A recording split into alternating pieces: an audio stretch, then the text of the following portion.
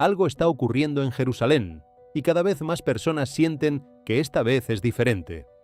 La ciudad más observada del planeta vuelve a convertirse en el centro de eventos que nadie logra explicar con total claridad. El suelo tiembla bajo los pies de peregrinos y residentes. Luces extrañas aparecen sobre los cielos de la ciudad santa, y dentro de antiguas cámaras selladas durante siglos, trabajadores y arqueólogos están encontrando cosas que los dejan sin palabras. Los expertos intentan analizar cada fenómeno por separado, pero eso es precisamente lo que está inquietando a muchos. Todo está ocurriendo al mismo tiempo, porque Jerusalén nunca fue una ciudad común. Durante miles de años ha sido el punto donde historia, profecía y conflicto se cruzan una y otra vez. Y ahora, nuevas señales parecen surgir sobre sus calles, bajo sus montañas y alrededor de sus muros antiguos. En este estudio vamos a analizar qué está ocurriendo realmente en Jerusalén, por qué estos eventos están llamando la atención del mundo entero y qué podrían significar estas señales para los tiempos que vienen. Quédate hasta el final, porque algunos creen que Jerusalén está entrando en un momento que fue anunciado hace siglos.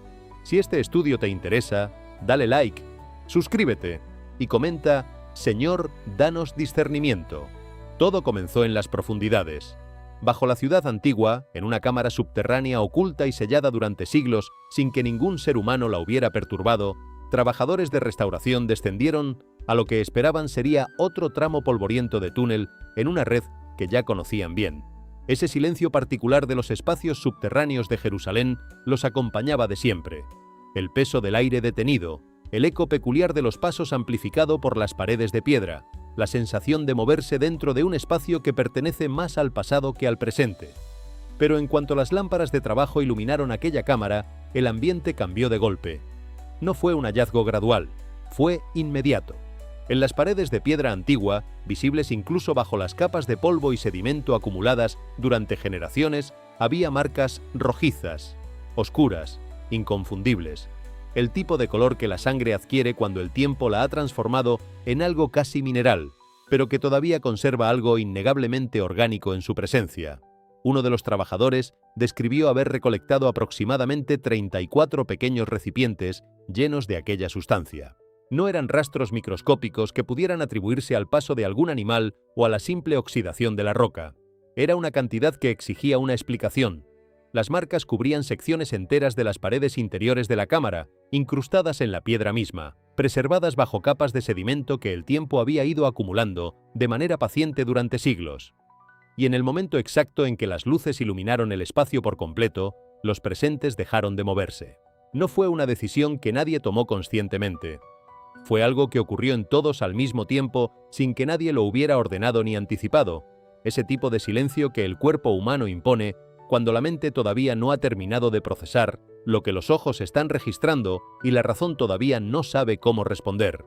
Las muestras extraídas de aquella cámara fueron examinadas de manera discreta por investigadores, según los reportes que en cuestión de horas comenzaron a circular por las redes sociales. Y entonces la maquinaria de la especulación se puso en marcha con una velocidad que ningún comunicado oficial podría haber contenido. Voces en línea comenzaron a difundir afirmaciones que los canales institucionales no podían ni confirmar ni desmentir con la rapidez que el ciclo de noticias en redes exige.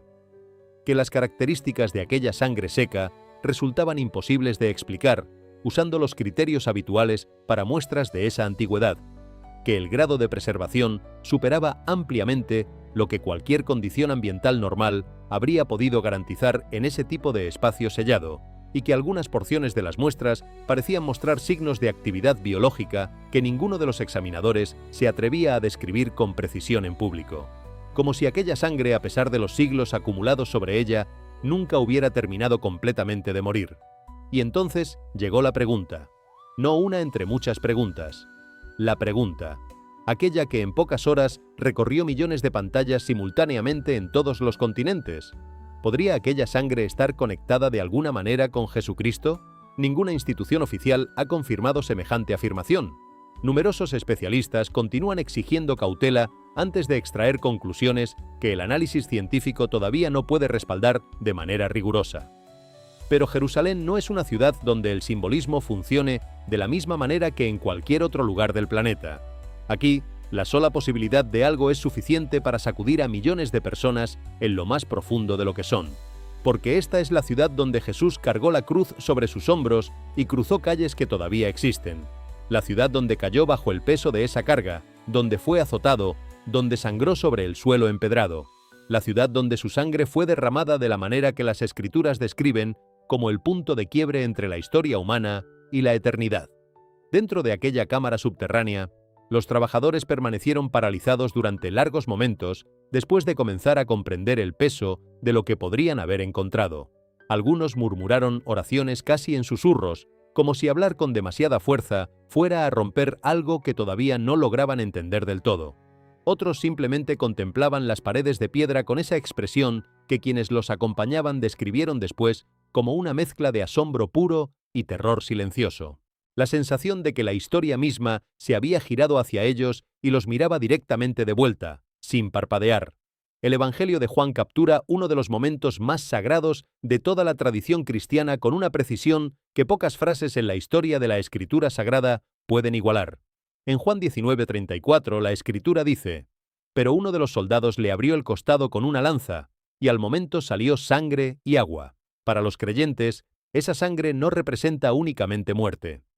Representa sacrificio voluntario, misericordia sin condiciones, perdón que trasciende la culpa acumulada durante generaciones, la promesa concreta de vida eterna. Por eso este descubrimiento ha afectado tan profundamente a personas en todos los continentes, independientemente de su idioma o de la distancia geográfica que los separa de Jerusalén. No porque alguien pueda probar con certeza exactamente qué fue lo que encontraron debajo de la ciudad antigua, sino por lo que esa posibilidad despierta dentro del corazón humano: miedo, asombro, fe y quizás lo más poderoso de todo, esperanza.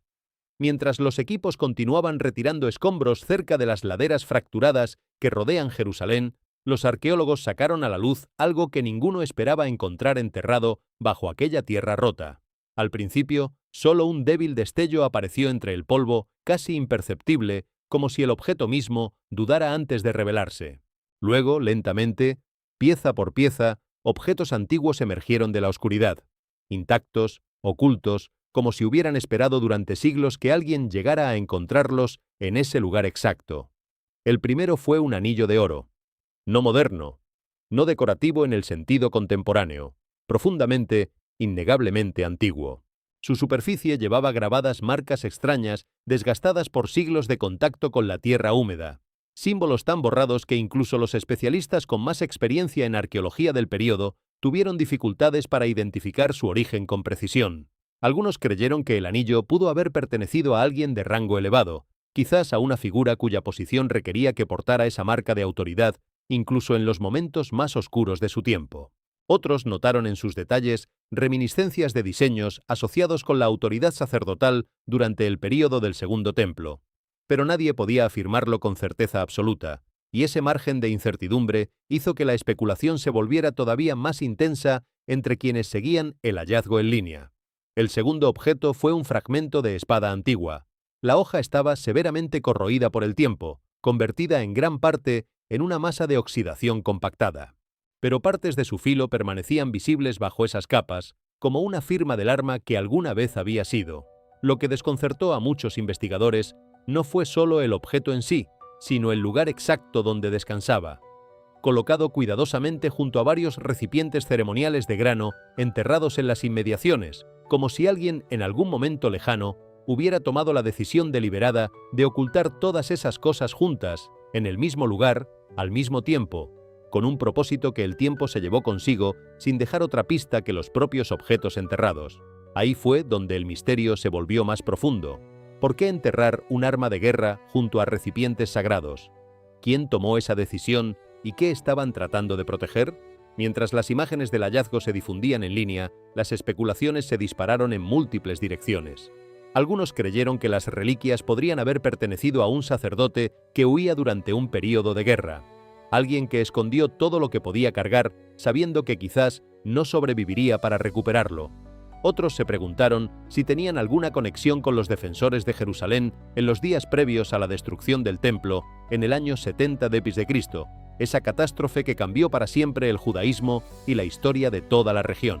Algunos incluso sugirieron que aquellos objetos podrían estar vinculados a artefactos del templo que se creían perdidos para siempre bajo el suelo de la ciudad santa, reliquias de un culto interrumpido de manera violenta y que nunca pudo ser retomado. Dentro del área de excavación, los testigos describieron una atmósfera que resultaba inusualmente pesada y silenciosa. Los trabajadores dejaban de hablar cada vez que un nuevo objeto emergía del suelo. Incluso arqueólogos con décadas de experiencia parecían afectados de una manera que iba más allá de la sorpresa profesional habitual. Jerusalén ya había sido sacudida por eventos extraños en los días anteriores, señales en el cielo, sonidos que nadie había anticipado, movimientos en las profundidades del suelo. Y ahora la tierra misma parecía estar desenterrando fragmentos de un pasado que durante siglos había permanecido sellado en silencio, como si algún mecanismo invisible hubiera decidido que ya era tiempo de que esas cosas volvieran a la superficie. En Lucas 19:40, Jesús dijo: «Si estos callaran, las piedras clamarían». Para muchos creyentes que siguieron las noticias de estos hallazgos en tiempo real, ese versículo adquirió una claridad que antes no tenía, porque en Jerusalén las piedras nunca permanecen en silencio de forma indefinida, y ahora, debajo de tierra agrietada y polvo de siglos, parecen estar encontrando nuevamente su voz. Por favor, danos un me gusta y suscríbete para apoyarnos. Cada apoyo importa. Muchas gracias. Lo que resulta especialmente perturbador no es ninguno de estos eventos considerado por separado, es su acumulación. Es el hecho de que todo esto está ocurriendo al mismo tiempo, en el mismo lugar, en una ciudad que la tradición bíblica describe desde hace milenios como el punto donde el eje espiritual del mundo toca la tierra. Jerusalén ha sobrevivido guerras, conquistas, destrucciones y reconstrucciones que habrían borrado del mapa a cualquier otra ciudad del planeta. Y sin embargo, aquí sigue, de pie, todavía atrayendo la mirada del mundo entero como ningún otro lugar sobre la superficie de la Tierra.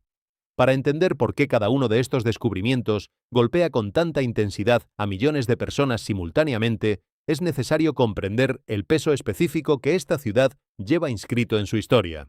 Jerusalén no es simplemente antigua, es el lugar donde los patriarcas oraron, el lugar donde los profetas advirtieron a reyes y pueblos enteros sobre lo que vendría si no cambiaban de curso, el lugar donde David danzó delante del arca y donde Salomón construyó el templo que la tradición describe como la morada terrenal de la presencia de Dios.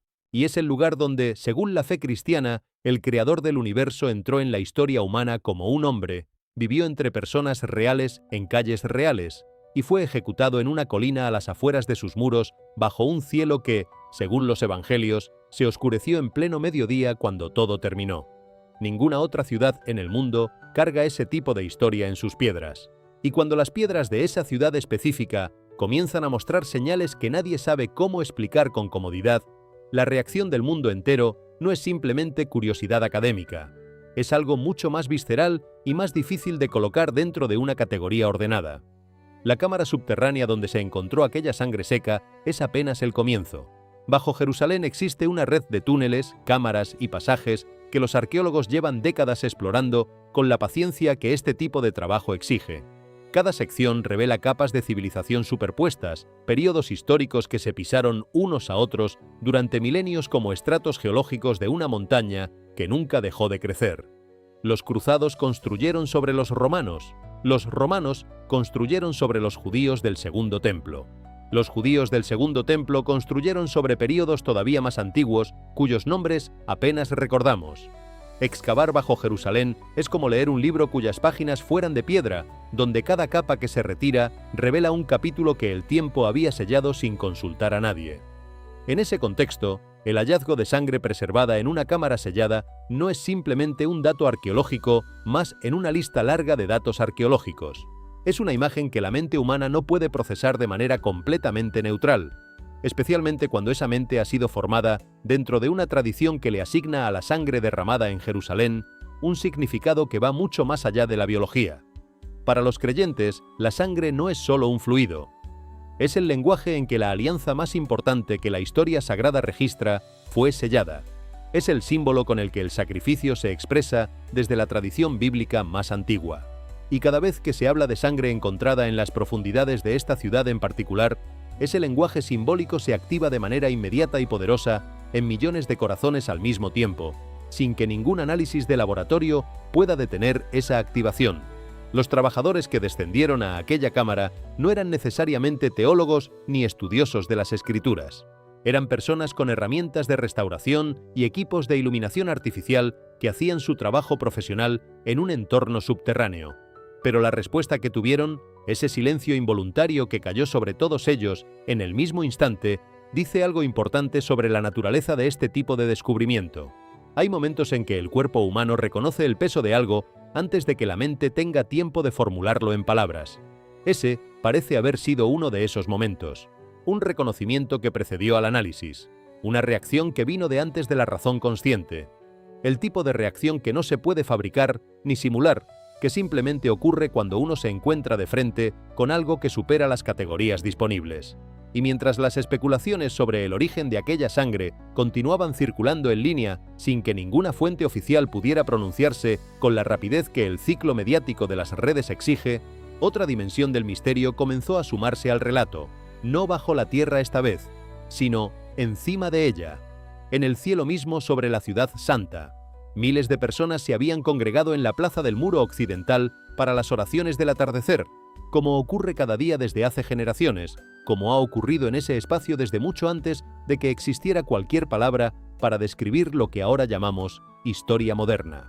El aire de la tarde sobre Jerusalén tenía esa calidad particular que los crepúsculos de esa región producen, dorado, quieto, cargado de una serenidad que parece casi imposible dado todo lo que rodea a esta ciudad. Las oraciones subían en voz baja desde miles de bocas al mismo tiempo, mezclándose con el viento suave que cruza la plaza. Y entonces alguien levantó la vista. Al principio parecía una nube ordinaria extendiéndose por el cielo, pero en cuestión de minutos la forma comenzó a transformarse de una manera que nadie que estaba mirando sabía cómo interpretar. Los bordes se ensancharon. El centro se iluminó con una intensidad que no correspondía simplemente al ángulo del sol en ese momento del día.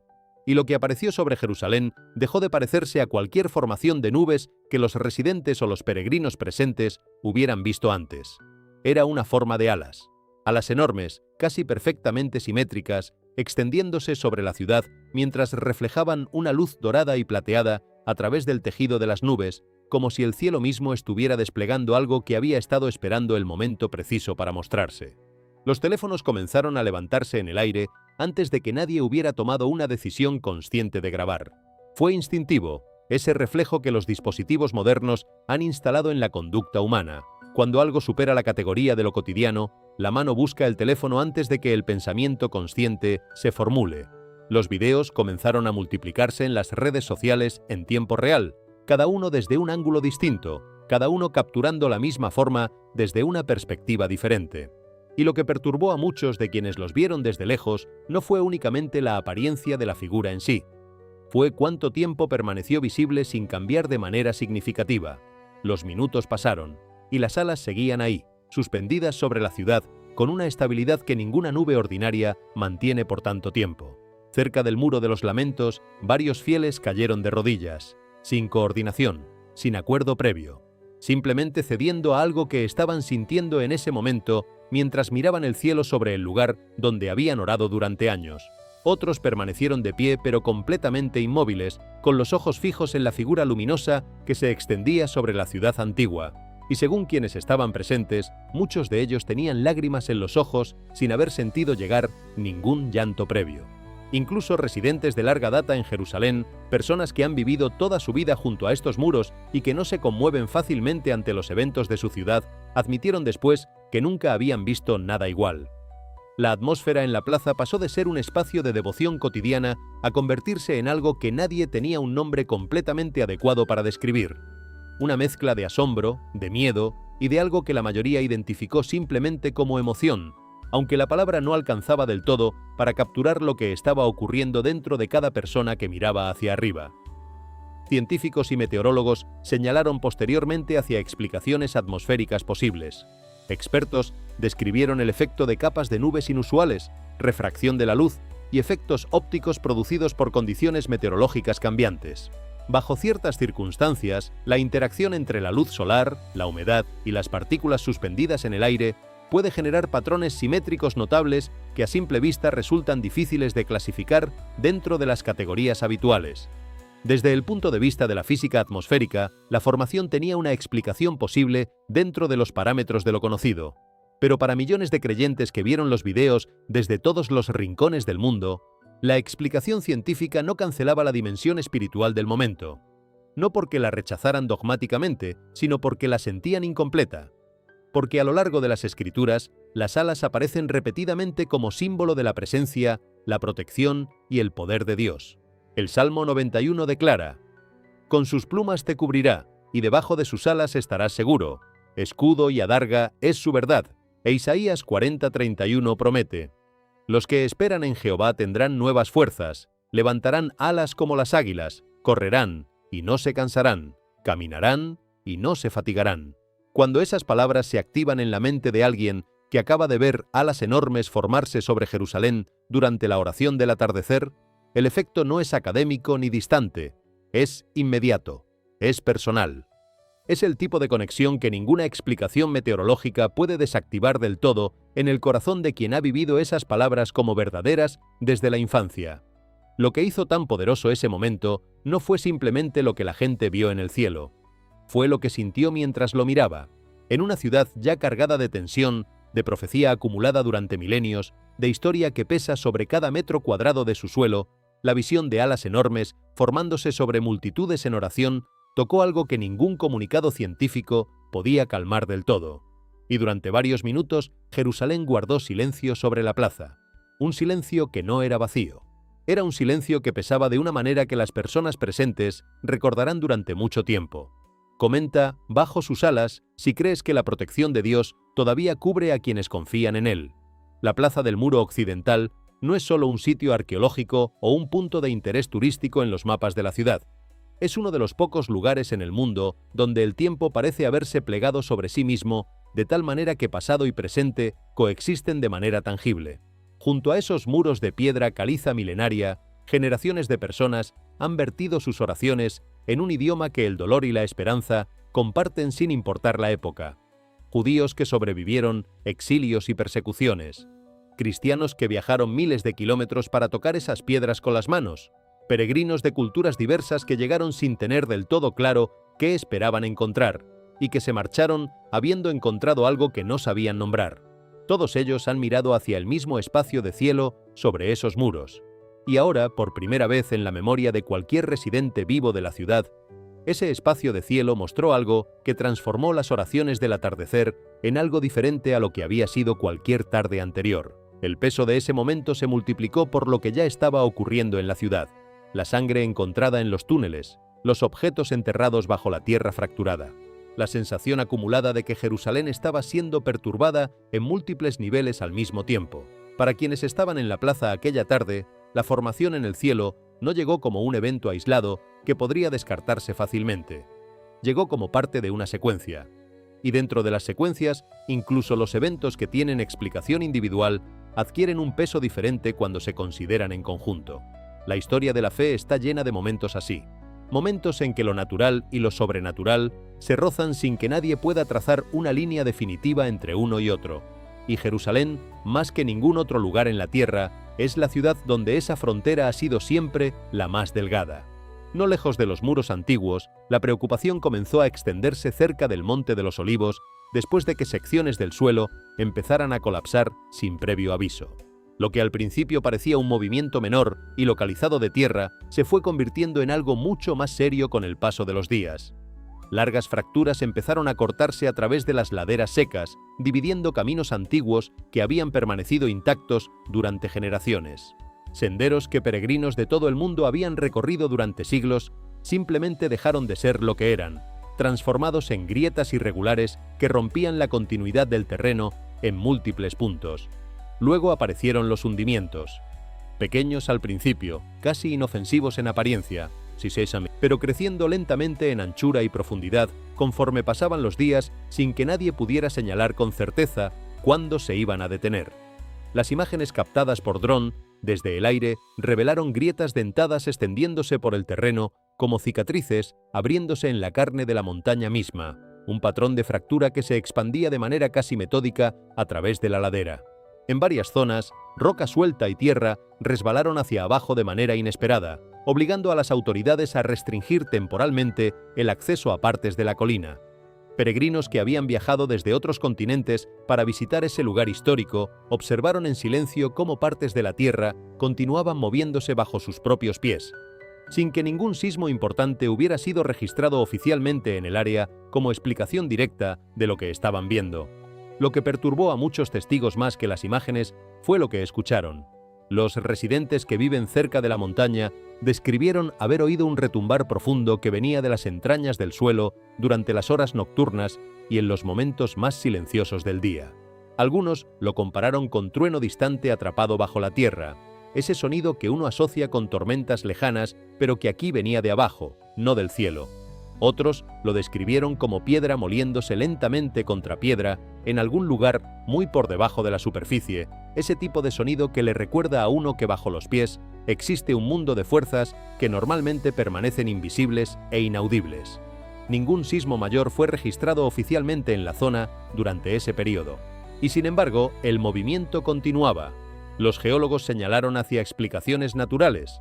Jerusalén está situada cerca de sistemas de fallas complejas, y los expertos explicaron que la erosión, el movimiento de agua subterránea, los cambios en la presión del terreno y la inestabilidad geológica pueden contribuir a deslizamientos y fracturas superficiales de manera progresiva a lo largo del tiempo. La actividad observada en el Monte de los Olivos tenía, desde el punto de vista de las ciencias de la Tierra, explicaciones que no requerían salir de los parámetros conocidos. Pero una vez más, millones de personas enfocaron menos atención en las explicaciones científicas y más en el lugar específico donde estaba ocurriendo. El Monte de los Olivos no es simplemente una colina geológica en las afueras de una ciudad antigua. Es el lugar donde Jesús oró antes de ser arrestado, donde el sudor de su agonía cayó sobre la tierra en el huerto de Getsemaní, al pie de la montaña. El lugar donde lloró por Jerusalén al ver su futuro y el de su pueblo. El lugar donde, según los evangelios, ascendió al cielo después de la resurrección, mientras sus discípulos miraban desde abajo, incapaces de moverse, mirando hacia arriba hacia donde él había desaparecido entre las nubes. Esta no es una referencia abstracta en un texto religioso. Es una coordenada geográfica real, visitada por millones de peregrinos cada año, cargada con el peso de momentos que ningún otro punto del mundo puede reclamar. Y Zacarías 14:4 habla específicamente de este lugar. Y se asentarán sus pies en aquel día sobre el Monte de los Olivos, que está enfrente de Jerusalén al oriente. Y el Monte de los Olivos se partirá por en medio, hacia el oriente y el occidente. Ese versículo resurgió en las redes sociales con una velocidad extraordinaria a medida que los videos de las grietas en expansión se multiplicaban en línea. Para muchos creyentes, ver la montaña físicamente fracturarse fue algo imposible de ignorar, no porque creyeran que la profecía había llegado completamente en ese momento, sino porque la imagen resultaba demasiado directa para descartarla con facilidad. Los sonidos subterráneos que los residentes describieron, ese retumbar que emergía de las profundidades en las horas de silencio nocturno, añadieron una dimensión todavía más inquietante al relato, porque los sonidos que no tienen fuente visible son los que más trabajan sobre la imaginación humana. Se puede ver una grieta y catalogarla, se puede observar un hundimiento y medirlo, pero un sonido que sube de las entrañas de la Tierra sin que haya ningún evento sísmico registrado que lo justifique con claridad, obliga a la mente a buscar explicaciones en territorios que los instrumentos científicos todavía no cartografían con total precisión. Y en Jerusalén, donde lo que está enterrado bajo lo que está enterrado puede ser todavía un misterio completo, ese tipo de sonido no llega sin un peso propio que lo acompaña. El Monte de los Olivos guarda bajo su superficie la densidad de una historia espiritual que las palabras alcanzan con dificultad. En sus laderas descansan cementerios que tienen miles de años. Sus caminos fueron recorridos por figuras cuyas palabras todavía mueven a millones de personas en el presente.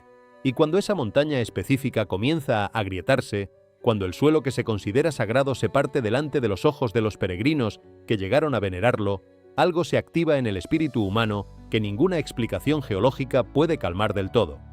No es irracionalidad.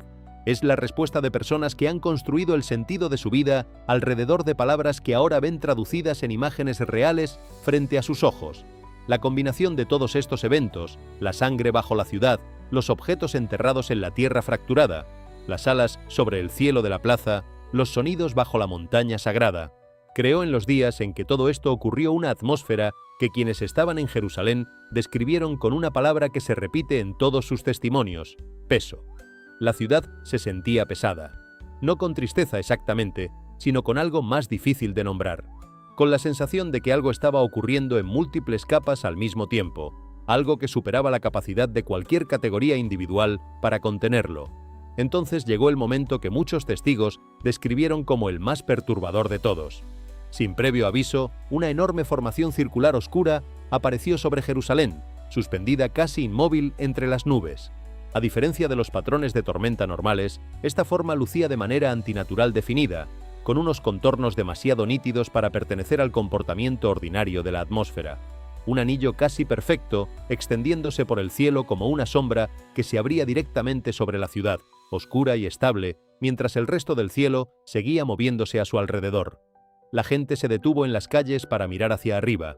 El tráfico fue frenándose en varios puntos a medida que los conductores salían de sus vehículos para ver qué tenían encima.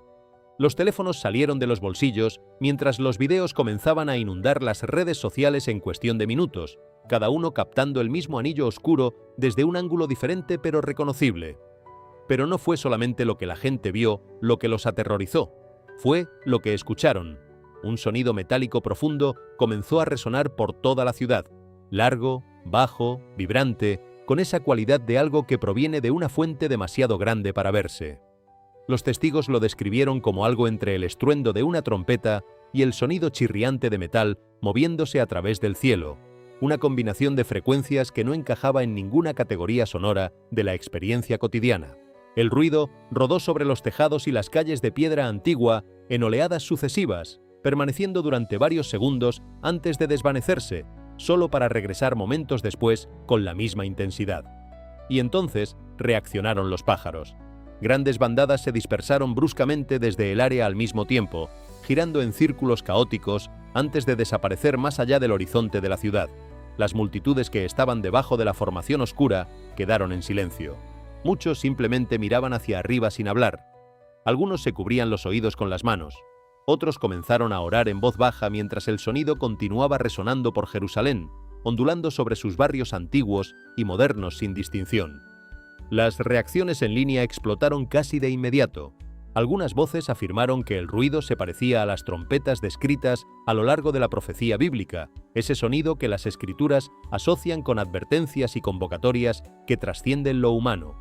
Otros lo llamaron uno de los fenómenos celestes más extraños que habían visto jamás.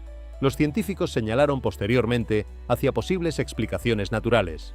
Los investigadores hicieron referencia a perturbaciones de presión atmosférica, anomalías acústicas y un fenómeno que a veces se denomina terremotos del cielo, misteriosos sonidos que se reportan ocasionalmente en distintas partes del mundo y que pueden estar vinculados a cambios abruptos en la presión del aire, explosiones lejanas o movimientos geológicos de diverso tipo.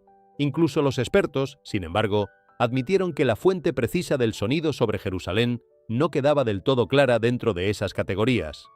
Para muchos creyentes, la imagen resultó profundamente familiar. Joel 2:1 declara: «Tocad trompeta en Sión, y dad alarma en mi santo monte». Y en el libro de Apocalipsis, las trompetas se conectan repetidamente con advertencia, despertar y el despliegue de los eventos proféticos que la humanidad lleva generaciones discutiendo y esperando. Esa conexión por sí sola fue suficiente para enviar escalofríos a millones de personas que vieron el video en línea. Porque esto no estaba ocurriendo en una ciudad ordinaria. Era Jerusalén. Y mientras el anillo oscuro permanecía suspendido sobre el horizonte, mientras sonidos metálicos resonaban en el aire de abajo, un pensamiento comenzó a extenderse rápidamente entre las multitudes que miraban hacia arriba. ¿Y si la ciudad no estaba simplemente experimentando fenómenos meteorológicos inusuales? ¿Y si estaba siendo advertida de algo que se acercaba? Toca ese botón de «Me gusta», deja un comentario abajo y no olvides compartir este video con tus amigos. Sigamos. Mientras los equipos de emergencia continuaban combatiendo los incendios dispersos alrededor de Jerusalén, los testigos comenzaron a capturar algo mucho más aterrador. Dentro de las propias llamas que se levantaban desde las zonas en llamas cerca del borde de la ciudad, se formaban columnas giratorias de fuego que se retorcían violentamente hacia el aire. No llamas ordinarias, no humo. Torres de fuego en rotación, columnas ardientes que giraban sobre sí mismas con una energía que las llamas normales no poseen, que ascendían en espiral mientras los escombros encendidos giraban a su alrededor como satélites de un sistema que nadie había construido intencionalmente. Los videos mostraban esos embudos ardientes girando hacia arriba mientras partículas en llamas se espiralizaban a su alrededor a una velocidad que resultaba aterradora de ver. Algunas de las columnas de fuego aparecieron solo brevemente antes de colapsar sobre sí mismas. Otras continuaron retorciéndose el tiempo suficiente para que los atónitos residentes las grabaran desde azoteas y caminos cercanos, incapaces de apartar los ojos de algo que parecía imposible de creer aunque estuviera ocurriendo directamente frente a ellos. El viento cambió de dirección en medio de todo esto. Las cenizas barrieron secciones de la ciudad mientras ráfagas calientes cambiaban de curso sin previo aviso, llevando el calor y el humo hacia zonas que un momento antes habían estado fuera del alcance del fuego. El cielo se oscureció con el humo mientras ascuas encendidas flotaban en el aire como chispas llevadas por una fuerza invisible, descendiendo sobre techos y calles con una irregularidad que hacía imposible predecir dónde caerían. Los testigos describieron escuchar sonidos rugientes mezclados con el crepitar de las llamas mientras el fuego en espiral se movía de manera impredecible por el terreno seco. Varios residentes corrieron hacia sus casas, convencidos de que la situación se estaba volviendo incontrolable. Los expertos explicaron el fenómeno como remolinos o tornados de fuego, eventos raros pero documentados causados cuando el calor intenso se combina con patrones de viento inestables y corrientes de aire en rotación. Bajo condiciones extremas, el calor ascendente de grandes incendios puede comenzar a girar rápidamente, creando columnas de llamas similares a tornados capaces de moverse de manera impredecible y extender la destrucción en direcciones inesperadas. Científicamente la explicación tenía sentido dentro de los parámetros conocidos, pero emocionalmente las imágenes perturbaron profundamente a muchas personas que vieron el material en línea, porque las escenas que salían de Jerusalén ya no lucían como algo que pudiera pertenecer a la categoría de lo ordinario. Las espirales imponentes de fuego contra cielos llenos de humo recordaron de manera inmediata a muchos creyentes las imágenes del juicio divino que se describen en múltiples lugares a lo largo de las Escrituras. Hebreos 12:29 dice: «Porque nuestro Dios es fuego consumidor». Ese versículo se difundió con rapidez en línea mientras las imágenes de las columnas de fuego sobre Jerusalén seguían circulando, y para quienes vivían esas palabras como parte de su fe, la conexión entre el texto y las imágenes era imposible de ignorar. Mientras el mundo se enfocaba en los extraños eventos que se desarrollaban en Jerusalén, otro acontecimiento comenzó a llamar la atención por razones completamente distintas. Esta vez no estaba conectado al cielo, al suelo ni a fenómenos atmosféricos inexplicables. Estaba conectado a la profecía, al ritual y a uno de los temas más debatidos en la historia de la hermenéutica bíblica, el Tercer Templo.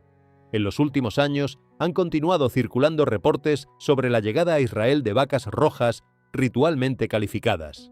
Para muchas personas ajenas al estudio bíblico, esto puede sonar intrascendente o difícil de contextualizar. Pero dentro de la ley judía antigua, la vaca roja tiene una importancia que no tiene equivalente en ninguna otra categoría de la práctica religiosa. Según el libro de Números, las cenizas de una vaca roja sin defecto eran necesarias para los rituales de purificación relacionados con el culto en el templo. Una vaca roja completamente calificada, según las especificaciones del texto antiguo, es extraordinariamente difícil de encontrar. Debe ser roja sin mezcla de otro color, sin imperfección alguna, y nunca haber cargado un yugo. Durante siglos, encontrar un animal que cumpliera todos esos criterios ha sido considerado algo extremadamente raro, y ahora de repente las discusiones que rodean a esas vacas están creciendo de manera sostenida y pública. Al mismo tiempo, el Instituto del Templo en Jerusalén ha continuado preparando objetos sagrados relacionados con el servicio antiguo del templo. Reportes y demostraciones públicas han mostrado vestimentas sacerdotales, vasijas de oro, altares de incienso e instrumentos ceremoniales siendo recreados con cuidado meticuloso según las descripciones bíblicas, usando materiales y técnicas que buscan reproducir con precisión lo que el texto antiguo especificaba. Algunos grupos han incluso entrenado a hombres que se cree que descienden de linajes sacerdotales para futuros rituales del templo, preparándolos para funciones que han estado suspendidas durante casi 2000 años. Para algunos observadores, estas son simplemente tradiciones religiosas que preservan una historia importante.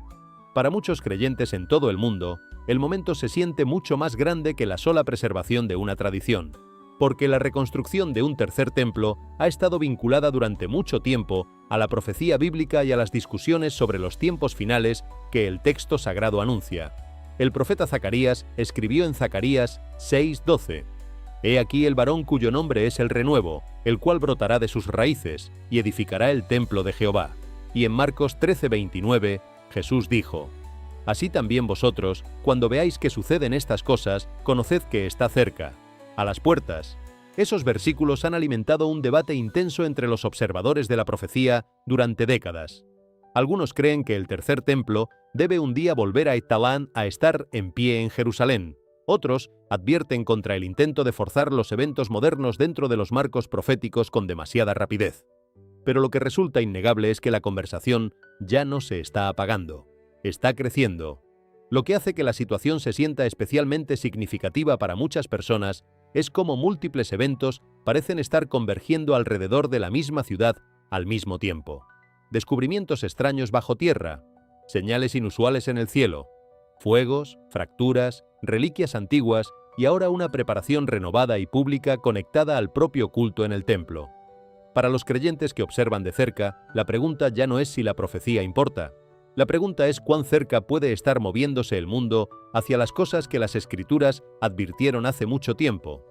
Y en Jerusalén, esa pregunta se siente más pesada ahora que en cualquier momento anterior de la historia reciente.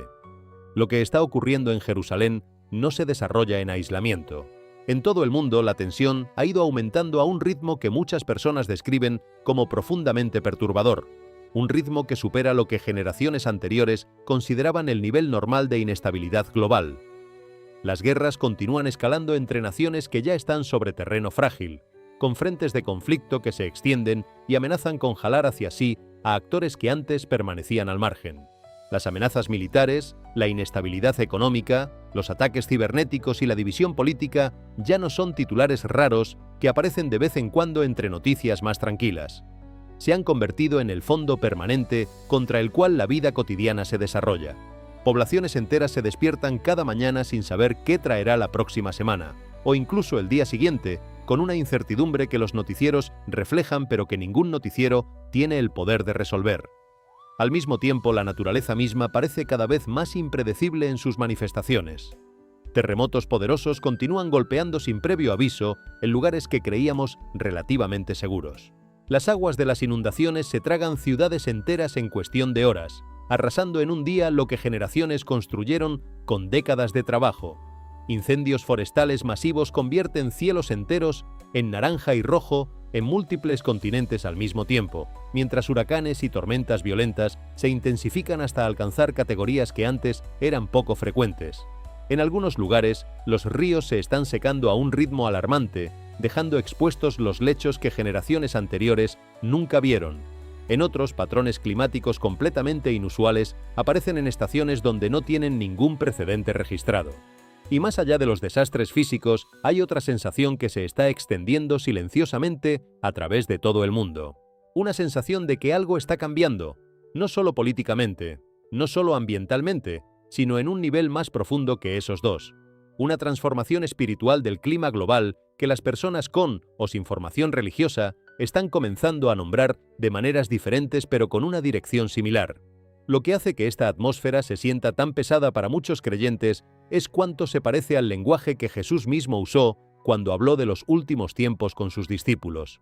En Mateo 24, Jesús advirtió sobre guerras, hambres, terremotos, miedo y engaño creciente extendiéndose por la tierra, sobre naciones levantándose contra naciones y señales en el cielo que anunciarían lo que viene. Pero quizás la descripción más impactante aparece en 1 Tesalonicenses 5:3, porque cuando digan paz y seguridad, entonces vendrá sobre ellos destrucción repentina, como los dolores de parto sobre la mujer encinta. Dolores de parto. Esa imagen aparece repetidamente en la profecía bíblica, y su fuerza reside en lo que describe con precisión casi clínica. Los dolores de parto no llegan todos de golpe.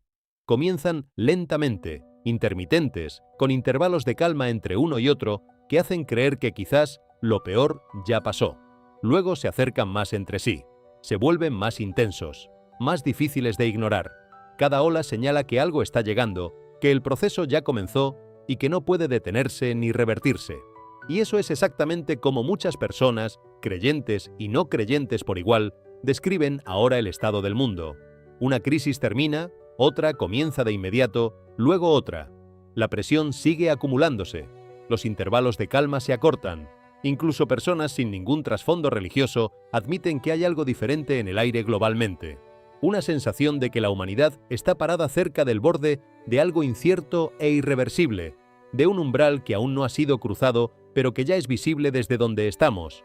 La ansiedad, el miedo y el agotamiento están afectando a millones de personas simultáneamente, en culturas y latitudes que no tienen nada en común excepto que comparten el mismo planeta y el mismo momento histórico.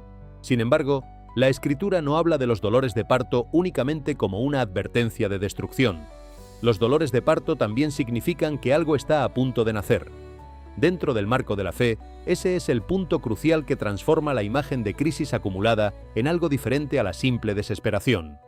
Para los creyentes, ahí es donde la esperanza todavía permanece encendida, incluso cuando todo lo demás parece oscuro. Porque incluso durante el caos más profundo, la Biblia recuerda repetidamente a las personas que no se rindan ante el miedo, sino que permanezcan atentas, fieles y espiritualmente despiertas, mirando no con pánico, sino con expectativa hacia lo que se está acercando. Jerusalén ha sido testigo de guerras, destrucción, miedo e incertidumbre durante miles de años. A través de cada generación que la vivió, esta ciudad fue conquistada y reconquistada, destruida y reconstruida, abandonada y repoblada. Los babilonios se llevaron a su pueblo al exilio, los romanos arrasaron el templo, los cruzados la tomaron con violencia. Y sin embargo, Jerusalén sobrevivió a cada uno de esos momentos. Sobrevivió porque no era solo una ciudad, era el lugar donde algo que no puede ser destruido había elegido hacer su hogar. Y a través de cada generación, sin importar cuánto hubiera cambiado lo que había encima de su suelo, una cosa nunca desapareció de la ciudad santa: la oración. Y quizás eso es lo que más importa en este momento. No el miedo, no el pánico, no la especulación sin fin sobre qué significa exactamente cada señal que aparece, sino la fe. Porque cuando la gente mira los extraños eventos que rodean a Jerusalén, las señales inusuales en el cielo, la tierra que se abre bajo los pies de los peregrinos, el sonido que sube desde las profundidades, resulta fácil sentirse abrumada. Resulta fácil caer en la espiral de las interpretaciones que compiten entre sí en línea, cada una más alarmante que la anterior. Resulta fácil olvidar que la historia de la fe no es la historia del miedo victorioso, sino la historia de personas que encontraron algo más grande que el miedo en los momentos más oscuros que enfrentaron. La Biblia nunca dice a los creyentes que vivan con miedo. Una y otra vez, de Génesis a Apocalipsis, las Escrituras llaman a las personas a confiar en Dios incluso durante los tiempos que menos invitan a la confianza.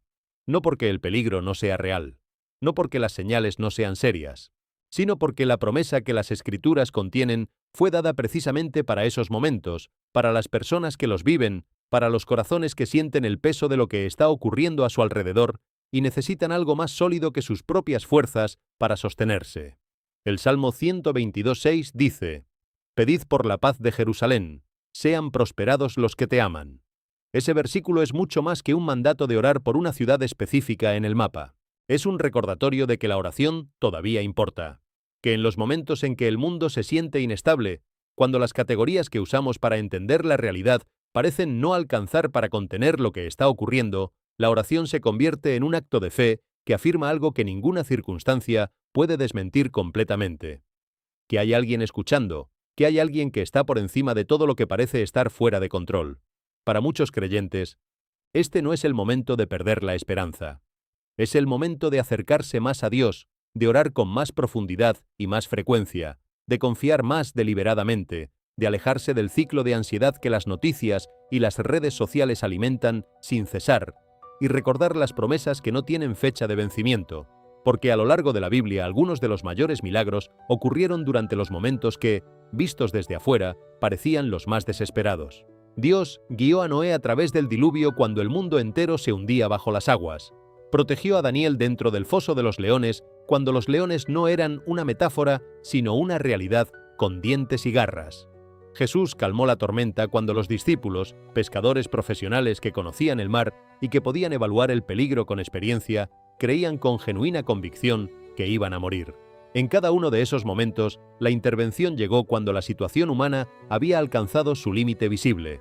Una y otra vez, las Escrituras muestran que Dios no abandona a su pueblo en los momentos de caos, que la oscuridad no es una señal de su ausencia, sino, con frecuencia, el escenario donde su presencia se hace más visible para quienes tienen ojos para verla.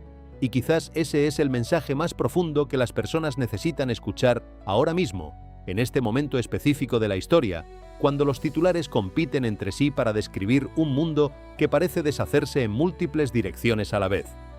No simplemente observar las señales alrededor del mundo con una mezcla de fascinación y terror, catalogarlas y comparar versículos con imágenes de noticias, sino examinar sus propios corazones. Perdonar lo que lleven sin perdonar. Orar con la honestidad que solo la crisis permite. Buscar la paz que las Escrituras prometen, que supera todo entendimiento. Reconstruir la fe que quizás se fue erosionando durante años de normalidad cómoda mientras había tiempo de hacerlo. Porque no importa cuán incierto parezca el futuro desde la perspectiva humana. Los cristianos creen que Dios permanece soberano por encima de toda nación, de todo desastre, de todo miedo acumulado, de toda señal que aparezca en el cielo o emerja del suelo. El mundo puede cambiar de maneras que ningún pronóstico anticipó, las naciones pueden temblar hasta sus cimientos, pero Dios no cambia. Y para quienes confían en Él, esa verdad es el ancla que los mantiene seguros cuando todo lo demás se mueve. Esta noche, desde donde quiera que estés viendo esto, tómate un momento tranquilo para orar por tu familia, por la paz, por la sabiduría y por las personas que están sufriendo en algún rincón del mundo que quizás nunca conocerás directamente. Y si crees en el poder de la oración, deja amén en los comentarios de abajo. Si este video te alentó, no olvides darle me gusta, suscribirte y compartir este mensaje con alguien que pueda necesitar esperanza hoy. Gracias por ver, y que la paz de Dios esté siempre contigo. Pero mientras los incendios ardían por la tierra y las tormentas azotaban estados enteros, otra crisis estaba propagándose silenciosamente cerca de San Diego. A diferencia de los tornados o los incendios forestales que llegan con ruido y velocidad, este desastre se movía en silencio a través del agua misma. Día tras día, aguas residuales sin tratar continuaban fluyendo hacia el Océano Pacífico cerca de la frontera, extendiendo la contaminación hacia las comunidades costeras cercanas en una dispersión que los instrumentos de medición podían rastrear pero que las medidas políticas tardaban en detener. Lo que al principio parecía un problema de infraestructura localizable y resoluble fue convirtiéndose lentamente en algo mucho más serio, un problema que dejó de ser una nota técnica en los informes de funcionarios para convertirse en una realidad que las familias que vivían en esa costa sentían en sus cuerpos y en sus hogares. Los residentes que vivían cerca de las zonas afectadas describieron olores potentes que permanecían en el aire durante horas, el tipo de olor que no puedes ignorar porque penetra por las ventanas cerradas y se instala en la ropa y los muebles. Playas que alguna vez estuvieron llenas de turistas y familias, los fines de semana se convirtieron en lugares de creciente preocupación a medida que la contaminación se extendía más a lo largo de la costa, con señales de advertencia que aparecían en puntos donde antes la gente llevaba a sus hijos a jugar en el agua. Algunas personas reportaron dolores de cabeza y malestar respiratorio, otras describieron abrir sus ventanas durante la mañana buscando el aire fresco del Pacífico, solo para encontrarse con el olor de aguas residuales que llegaba desde el interior con el viento. La vegetación cerca de ciertas zonas costeras fue debilitándose de manera progresiva, dando al paisaje una apariencia de deterioro lento que los residentes de más años decían no haber visto antes con esa intensidad. Lo que hace que la situación sea todavía más angustiante para muchas de esas familias es que no tienen dónde ir. La opción de simplemente mudarse, de empezar de nuevo en otro lugar, es financieramente imposible para muchos de los residentes cuyas vidas enteras están arraigadas en esa región. Generaciones enteras han vivido en esas comunidades. Sus padres y sus abuelos construyeron lo que tienen ahí. Y ahora muchos se ven obligados a observar cómo las condiciones se deterioran a su alrededor sin poder escapar, atrapados entre la necesidad de quedarse y la incomodidad de lo que se quedar significa día tras día. La frustración ha continuado creciendo porque muchos residentes y observadores creen que esta crisis podría haberse evitado.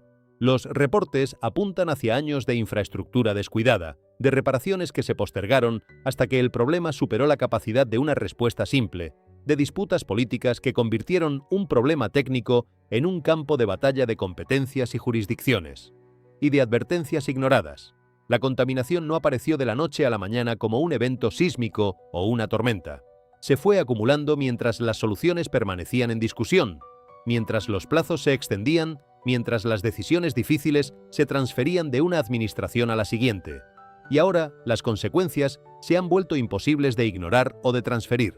Para muchos creyentes que siguieron esta historia, las imágenes evocaron Apocalipsis 8:11, donde las escrituras hablan de aguas que se vuelven amargas bajo el nombre de Ajenjo, y el nombre de la estrella es Ajenjo, y la tercera parte de las aguas se convirtió en ajenjo, y muchos hombres murieron a causa de esas aguas, porque se hicieron amargas.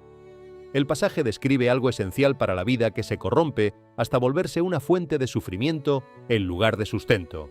El contexto es profético y su escenario es definitivamente diferente al de una crisis de infraestructura en una ciudad costera de California.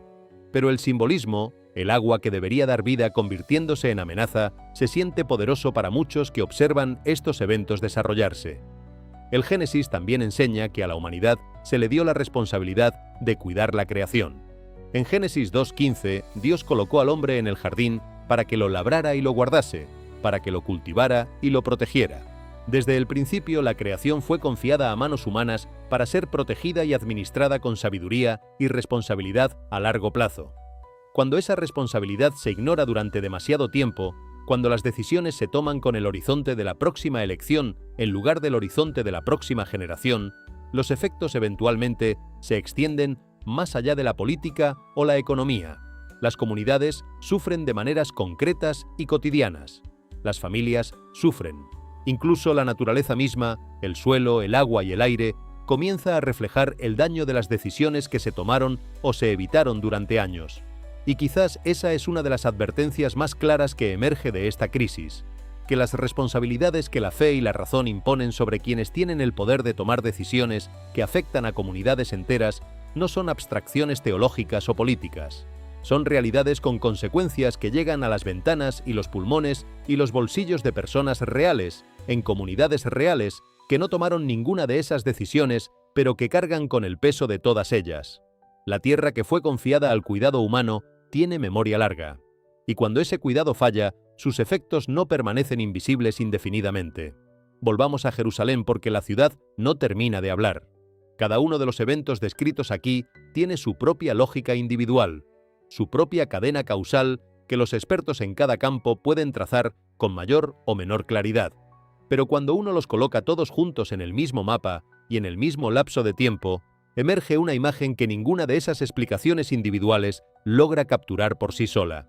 La imagen de una ciudad que se está moviendo, no en el sentido puramente geológico, aunque el suelo se mueve también, sino en el sentido de que algo en la dinámica espiritual de Jerusalén parece estar cambiando de marcha, acelerando, pasando de un estado de tensión mantenida durante generaciones a algo que se siente más urgente y más inmediato. Los que estudian la profecía desde dentro de la fe llevan décadas señalando que la convergencia de señales es lo que distingue un período ordinario de uno extraordinario. Un solo evento puede ser coincidencia. Dos pueden ser una casualidad. Pero cuando los descubrimientos arqueológicos, las formaciones en el cielo, el movimiento del suelo, los sonidos inexplicables, las preparaciones rituales y la inestabilidad global comienzan a ocurrir al mismo tiempo y en el mismo lugar, la categoría de coincidencia empieza a sentirse insuficiente para muchas personas que los observan. No necesariamente porque tengan certeza de lo que todo esto significa, sino porque la densidad de la convergencia exige atención de una manera que ninguno de los eventos por separado hubiera logrado producir. El descubrimiento de aquella sangre seca en los túneles bajo Jerusalén encendió la imaginación de millones de personas, no solo porque la sangre fue encontrada, sino porque fue encontrada en ese lugar específico, en ese momento específico de la historia de la ciudad, cuando tantas otras cosas estaban ocurriendo al mismo tiempo. La sangre no existe en el vacío, existe en el contexto de todo lo demás que rodea su hallazgo. Y ese contexto, saturado de señales y preguntas y tensiones acumuladas, transforma el significado de cualquier descubrimiento individual en algo que supera sus propios bordes. Piénsalo de esta manera. Si alguien te dijera que encontraron sangre antigua en un túnel bajo una ciudad cualquiera, tu respuesta sería probablemente de curiosidad arqueológica. Si esa misma persona te dijera que esa ciudad es Jerusalén, que la sangre fue encontrada mientras el cielo sobre la plaza más sagrada de la ciudad formaba la silueta de unas alas enormes, que el suelo del Monte de los Olivos se estaba agrietando mientras sonidos inexplicables emergían de sus profundidades, y que todo esto ocurría mientras grupos preparaban activamente objetos para un templo que lleva 2000 años sin existir, tu respuesta sería diferente. La información no cambió, solo el contexto, y el contexto lo cambia todo. Los objetos encontrados junto a la sangre, el anillo de oro con sus símbolos desgastados, el fragmento de espada posicionado junto a los recipientes ceremoniales, hablan de personas reales que tomaron decisiones reales en un momento de crisis. Alguien, hace mucho tiempo, tomó esas cosas y las enterró juntas. No las abandonó. Las escondió con cuidado, con intención, con la esperanza quizás de que alguien regresara a buscarlas cuando el peligro pasara. Ese alguien nunca regresó. Las cosas permanecieron en la tierra durante siglos, esperando. Y ahora la tierra se abrió y las devolvió. El anillo que alguien llevó con orgullo durante años de su vida. La espada que alguien usó para defender algo que consideraba sagrado. Los recipientes que contenían el grano con el que se hacían las ofrendas del culto. Objetos de una vida real, de una comunidad real, de un momento de la historia que fue interrumpido antes de que nadie pudiera escribir su conclusión. Hay algo profundamente humano en ese hallazgo, más allá de cualquier dimensión profética. Es el encuentro con personas que vivieron, que creyeron, que protegieron lo que amaban con los medios que tenían, y que finalmente no pudieron protegerlo del todo, y cuyas huellas permanecieron ocultas bajo la tierra durante generaciones hasta que alguien llegó con una pala y una lámpara a ese lugar exacto, en ese momento exacto. La historia de la fe está llena de este tipo de encuentros, momentos en que el pasado emerge del suelo para recordarle al presente que las preguntas más importantes que la humanidad ha hecho nunca han sido definitivamente respondidas. El muro occidental, frente al cual ocurrió la formación de alas en el cielo, es el mismo un recordatorio de ese principio. Lo que queda del complejo del templo no es el edificio más sagrado, es el muro de contención que lo rodeaba. El templo fue destruido. El muro permaneció, y durante casi 2000 años, personas de todas las épocas y todas las dificultades imaginables han venido a ese muro a colocar papelitos doblados entre sus piedras, a apoyar la frente contra su superficie, a susurrar oraciones que nadie más puede escuchar, pero que alguien más recibirá. La persistencia de ese acto a lo largo de los siglos dice algo sobre la naturaleza de la esperanza. No es la esperanza de quien espera con certeza de que lo que espera llegará. Es la esperanza de quien espera sin certeza, pero que no puede dejar de esperar, porque la alternativa, la indiferencia total frente al misterio, resulta humanamente imposible de sostener. La formación de alas sobre ese muro, vista por miles de personas en el momento de la oración del atardecer, llegó como una imagen que la fe reconoció antes de que la razón terminara de procesar lo que los ojos estaban viendo, no porque la gente fuera irracional, sino porque hay cosas que el corazón procesa más rápido que la mente cuando el corazón ha sido formado durante años por ciertas imágenes y ciertos textos y ciertas promesas. El Salmo 91, ese poema de protección que generaciones de personas han leído en sus momentos de miedo, habla de cubrirse con las plumas de Dios, de estar seguros bajo sus alas. Cuando esas palabras se activan de manera visual sobre el lugar más orado del mundo, algo ocurre en el interior de quien lo ve que no tiene un nombre completamente adecuado en ningún idioma. Los sonidos que resonaron sobre la ciudad, ese tono metálico profundo que se describió como algo entre una trompeta y el sonido de metal moviéndose por el cielo, añadieron una dimensión auditiva a lo que ya era visualmente perturbador. Hay algo especial en los sonidos que no tienen fuente visible.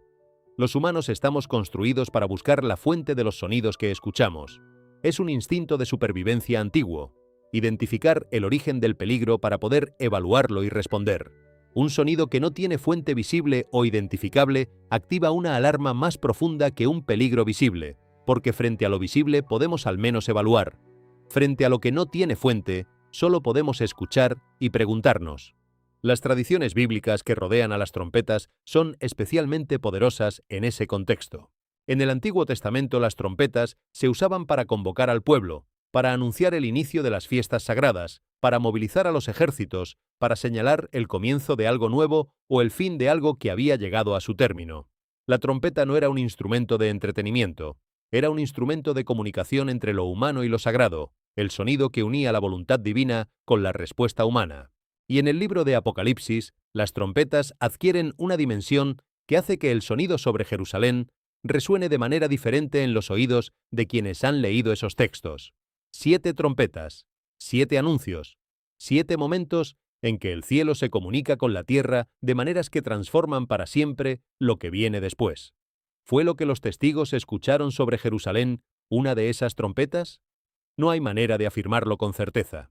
Los científicos tenían sus explicaciones. Los creyentes tenían sus preguntas. Pero la pregunta misma, el hecho de que millones de personas al ver y escuchar ese video se hicieran esa pregunta de manera espontánea y simultánea, dice algo sobre dónde estamos en el tiempo histórico. Cuando la imagen de un anillo oscuro sobre Jerusalén, acompañado de un sonido metálico profundo, produce en millones de personas la misma pregunta instintiva sobre las trompetas de Apocalipsis, eso no es solo una reacción religiosa. Es también un indicador cultural de hasta qué punto las expectativas sobre el final de la historia se han vuelto parte del horizonte mental de una parte significativa de la humanidad. Las columnas de fuego que giraban sobre los incendios al borde de la ciudad añadieron a todo esto una dimensión visual que los textos bíblicos también han usado durante milenios para describir los momentos en que lo sagrado irrumpe en lo ordinario. El fuego que no consume, la zarza ardiente, la columna de fuego que guió al pueblo por el desierto, el fuego del Espíritu que descendió sobre los discípulos en Pentecostés. El fuego en la tradición bíblica no es simplemente destrucción, es también presencia, es también purificación, es también el signo de algo que está siendo transformado en lugar de simplemente eliminado. Hebreos 12:29 lo afirma sin ambigüedad. Nuestro Dios es fuego consumidor. No como amenaza, sino como descripción de una naturaleza que no puede coexistir con lo que no puede sostenerse en su presencia. Ver esas columnas giratorias de fuego sobre Jerusalén no fue para muchos creyentes simplemente aterrador. Fue también en algún nivel que coexistía con el miedo profundamente familiar. Familiar de la misma manera en que un texto que has leído cientos de veces se vuelve diferente la primera vez que lo ves convertido en imagen real frente a tus ojos. El conocimiento se convierte en experiencia. La letra se convierte en imagen. Y esa transformación produce algo que ninguna lectura previa podía haber preparado del todo. Las preparaciones para el tercer templo, las vestimentas sacerdotales recreadas según especificaciones bíblicas, los instrumentos ceremoniales construidos con materiales auténticos, los hombres entrenados para funciones que llevan siglos sin ejercerse, representan quizás el aspecto más discreto, pero también más significativo de todo lo que está ocurriendo en torno a Jerusalén. Porque mientras los eventos en el cielo y en el suelo son inmediatos y dramáticos, las preparaciones del templo son graduales y deliberadas. Son el resultado de años de trabajo silencioso, de generaciones de personas que decidieron que valía la pena prepararse para algo que muchos consideraban imposible, y que continuaron preparándose sin importar cuántos les dijeran que lo que esperaban no llegaría nunca. La vaca roja, ese animal aparentemente ordinario que las Escrituras convierten en el requerimiento más específico para la purificación necesaria para el servicio del templo, es quizás el símbolo más extraño de todo este proceso. No es un objeto construido por manos humanas, no es un texto que se puede memorizar o un ritual que se puede practicar. Es un ser vivo que debe cumplir condiciones precisas que la naturaleza no produce de manera frecuente. Y sin embargo hay personas en Israel que en este momento están cuidando animales que creen que cumplen esas condiciones, que están esperando y evaluando y documentando, que han organizado sus vidas alrededor de la posibilidad de que lo que el libro de Números describe como necesario para la purificación del templo esté finalmente disponible. Hay algo en ese nivel de preparación concreta y específica que trasciende la categoría de la fe abstracta. Estas no son personas que creen en términos generales que algo importante vendrá algún día. Son personas que están operando con una convicción tan específica sobre lo que vendrá que están cuidando vacas para estar listos cuando llegue. Ese nivel de certeza práctica, independientemente de cómo uno evalúe teológicamente lo que esperan, dice algo sobre la intensidad del momento histórico que se está viviendo en torno a Jerusalén. Y en el mundo más amplio, fuera de los límites de la ciudad santa pero en conexión directa con lo que ocurre dentro de ellos, la presión continúa acumulándose. Los conflictos que parecían localizados se expanden, las crisis económicas que parecían contenidas se desbordan, las tensiones que parecían manejables llegan a puntos de ruptura, y la naturaleza, ese sistema que durante milenios fue el telón de fondo silencioso de la historia humana, ya no permanece silenciosa. Se expresa con una intensidad que hace que la imagen de los dolores de parto que las escrituras usan resulte más descriptiva que metafórica. Dolores de parto. Esa imagen no fue elegida al azar por quienes escribieron los textos proféticos. Fue elegida porque describe algo que toda persona que ha presenciado un nacimiento entiende instintivamente. El dolor que precede al nacimiento no es un fin en sí mismo. Es el precio de un comienzo. La intensidad no es señal de que algo está muriendo, aunque desde dentro de ese proceso sea difícil distinguirlo. Es señal de que algo está llegando, de que el proceso que se inició no puede detenerse a mitad de camino, de que hay algo al otro lado de toda esa presión acumulada que todavía no es visible, pero que ya está en movimiento. Para los creyentes esa certeza es lo que transforma la observación de estos eventos de algo aterrador en algo que puede sostenerse espiritualmente. No porque el miedo desaparezca. El miedo ante lo desconocido es una respuesta humana normal y honesta, sino porque el marco dentro del cual se interpretan estos eventos incluye una promesa que el miedo no puede cancelar. La promesa de que Dios no ha abandonado su creación. La promesa de que la historia tiene una dirección, aunque no siempre sea visible desde dentro de un momento particular. La promesa de que quienes esperan en Él levantarán alas como las águilas, como dice Isaías, y que esa metáfora no es simplemente poética, sino la descripción de una realidad que el tiempo revelará en su plenitud. Mientras tanto, la oración. Mientras tanto, la fe. Mientras tanto, la vigilancia de quien sabe que algo se está acercando, pero que también sabe que el tiempo entre ahora y entonces no es un paréntesis vacío, sino la oportunidad más importante que la historia puede ofrecer.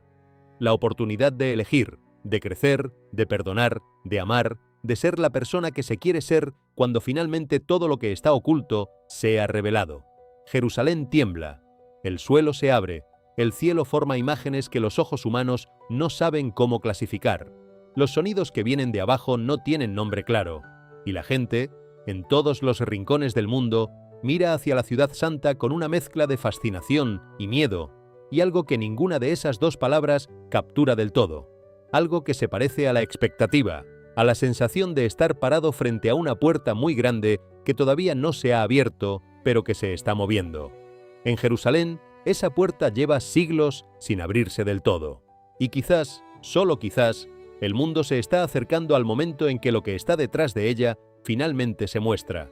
Hasta ese momento, que la fe sea el ancla, que la oración sea la respuesta, que la esperanza sea lo que permanece cuando todo lo demás parece incierto. Porque en Jerusalén, como en la historia de la fe, lo que dura no es el miedo. Lo que dura es lo que el miedo nunca pudo silenciar. La certeza mantenida a través de los siglos por personas que no tenían ninguna garantía excepto las palabras que eligieron creer, de que al final, en el final que estas señales anuncian, el amor gana. Detengámonos un momento más en lo que significan estas señales para las personas que las están viviendo en carne propia, no para los observadores remotos que ven los videos en sus teléfonos desde el otro lado del planeta, aunque esos observadores también forman parte de la historia, sino para las personas que estaban físicamente presentes en Jerusalén durante estos eventos, para los trabajadores que descendieron a aquella cámara y encontraron la sangre incrustada en las paredes, para los arqueólogos que sacaron a la luz el anillo y el fragmento de espada y los recipientes ceremoniales del suelo fracturado, para los miles de fieles que estaban en la plaza cuando el cielo formó las alas, para los residentes del Monte de los Olivos que escucharon los sonidos que venían de debajo de su montaña durante la noche. Esas personas no son personajes de un documental sobre profecía, son personas reales que viven en una ciudad real con trabajo, con familias, con rutinas cotidianas, con problemas completamente ordinarios. Y sin embargo, en los días en que todos estos eventos ocurrieron, sus vidas ordinarias fueron interrumpidas por algo que ninguno de ellos había solicitado ni anticipado.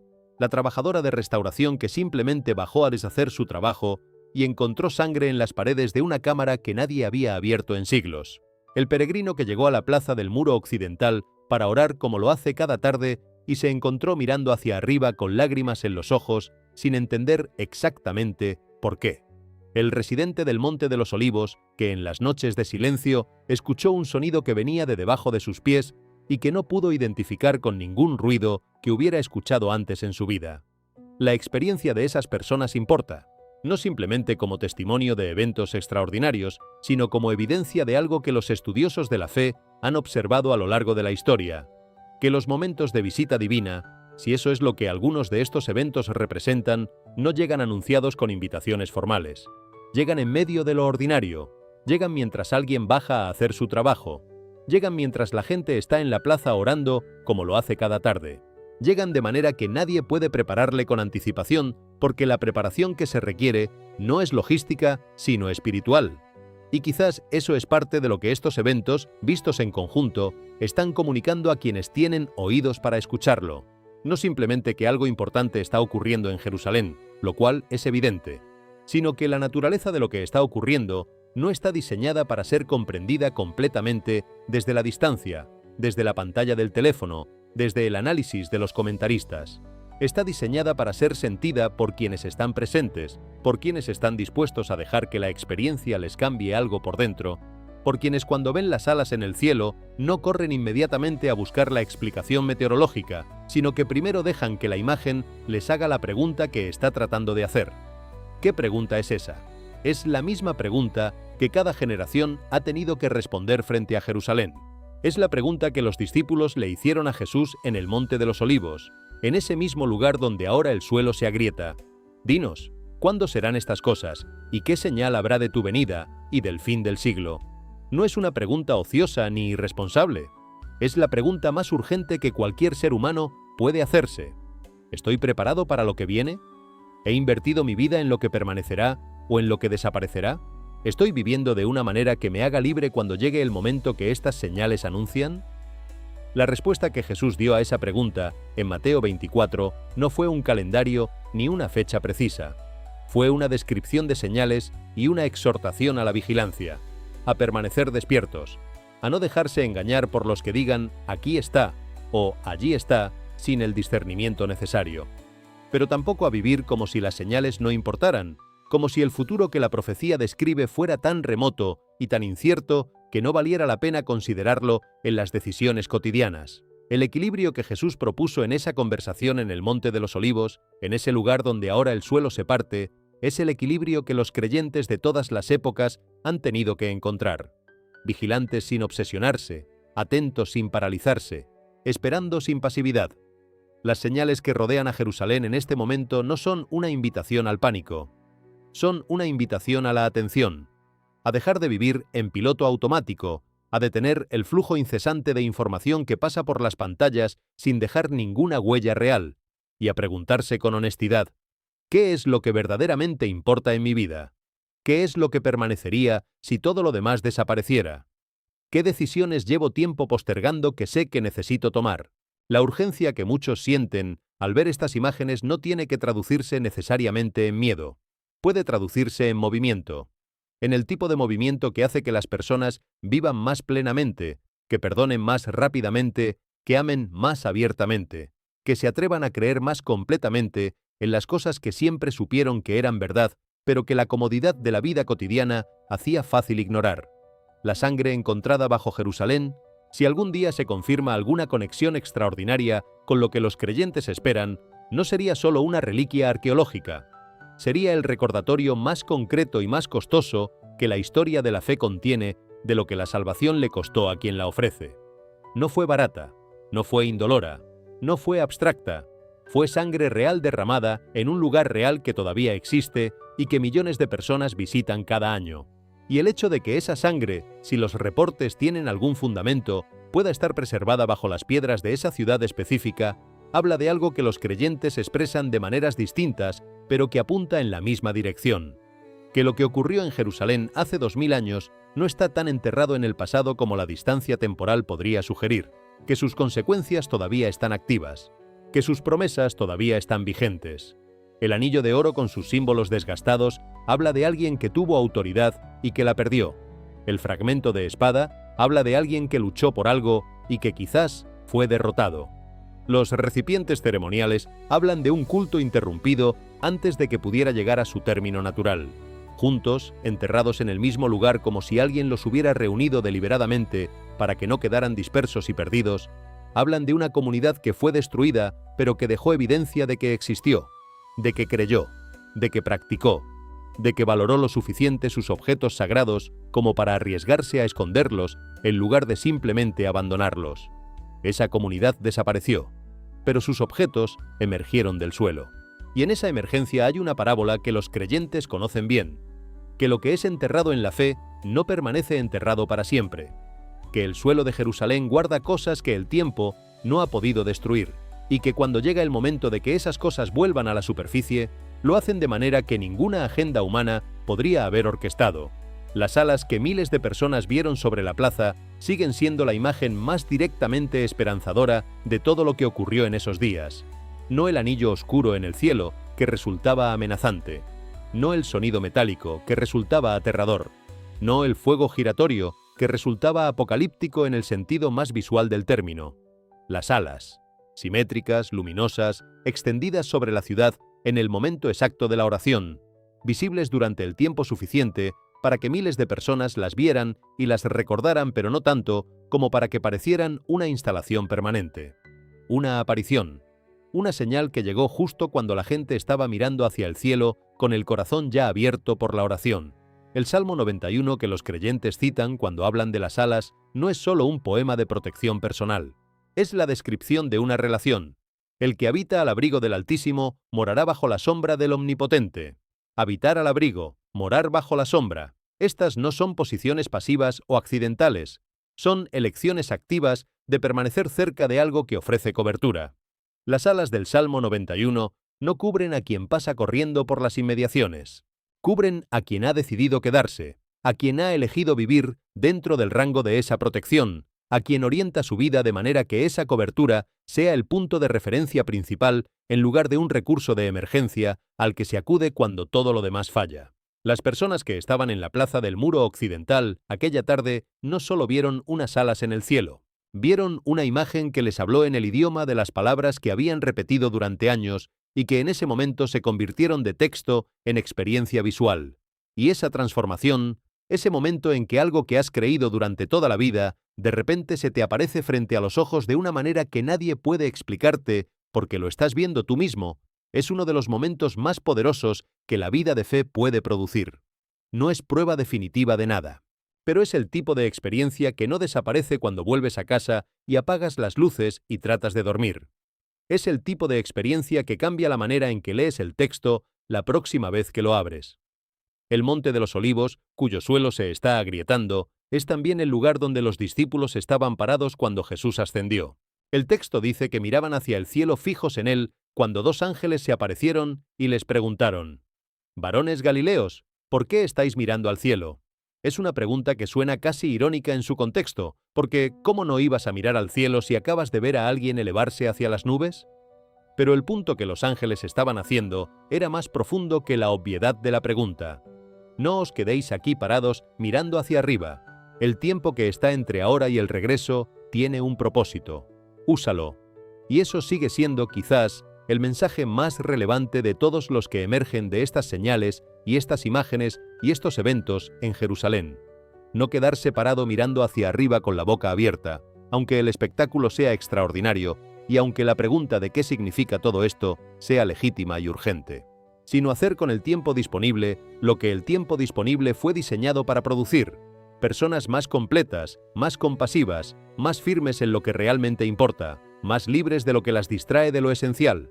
Jerusalén seguirá mostrando señales mientras dure. El suelo seguirá moviéndose. El cielo seguirá produciendo imágenes que los expertos explican y los creyentes interpretan.